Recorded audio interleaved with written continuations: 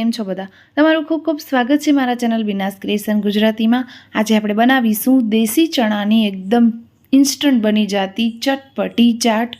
તો આ ચાટ બનાવીને તમે બાળકોને લંચ બોક્સમાં આપી શકો છો અને ઝટપટ ભૂખ લાગી હોય તો આ ચાટ બનાવીને ખાઈ શકો છો। જો ચણા પહેલેથી બાફેલા હશે તો 2 થી 3 જ મિનિટમાં આ ચાટ બની જશે। તો ચાલો ફ્રેન્ડ્સ બનાવવાનું શરૂ કરીએ દેશી ચણાની ચટપટી ચાટ। તો તેના માટે મેં અહીંયા લઈ લીધા છે 1 કપ જેટલા બાફેલા દેશી ચણા। તો અહીં મેં ચણાને રાતભર પલાળીને ત્યારબાદ મીઠું નાખીને કુકરમાં બાફી લીધા હતા। ત્યારબાદ મેં અહીંયા ટામેટું એડ કરી દીધું છે। સાથે સાથે અત્યારે કેરીની સિઝન છે તો 1 ટેબલસ્પૂન જેટલી કેરી કાપીને એડ કરી દીધી છે અને આ છે બાફેલા બટેટા। તો અહીં તમે બટેટા એડ નહીં કરો તો ચાલશે। અને ત્યારબાદ આપણે અહીં ડુંગળી એડ કરીશું। જો તમારા પાસે બટેટું બાફેલું હોય તો તમે એડ કરી શકો છો, ખૂબ જ સારો એવો ટેસ્ટ આવે છે। અને જો ના હોય તો તમે સ્કીપ પણ કરી શકો છો। ત્યારબાદ આપણે અહીંયા કાપેલા લીલા ધાણા એડ કરી દઈશું।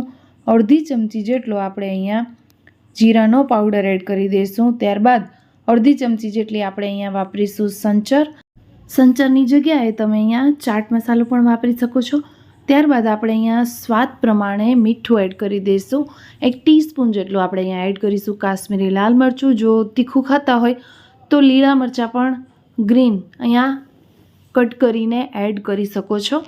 ત્યારબાદ એકદમ ચટપટો ટેસ્ટ આપવા માટે અડધા જેટલા લીંબુને મેં અહીં નીચોવી દીધું છે।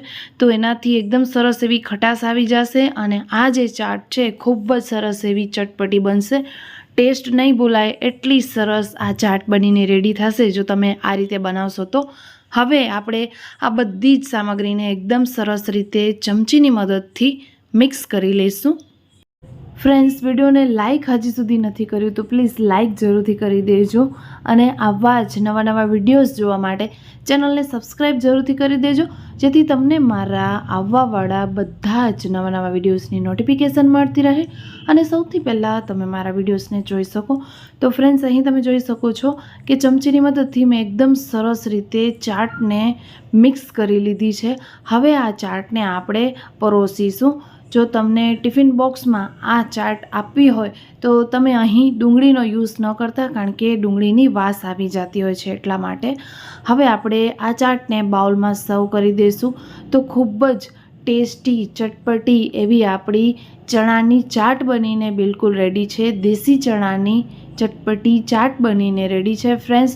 તો તમે પણ મારી આ રેસિપી જરૂરથી ટ્રાય કરો। ગમે તો મને કમેન્ટ બોક્સમાં કમેન્ટ કરીને જરૂરથી જણાવજો કે રેસિપી તમને કેવી લાગી છે અને ગમે તો લાઇક શેર ચેનલને સબસ્ક્રાઈબ જરૂરથી કરજો।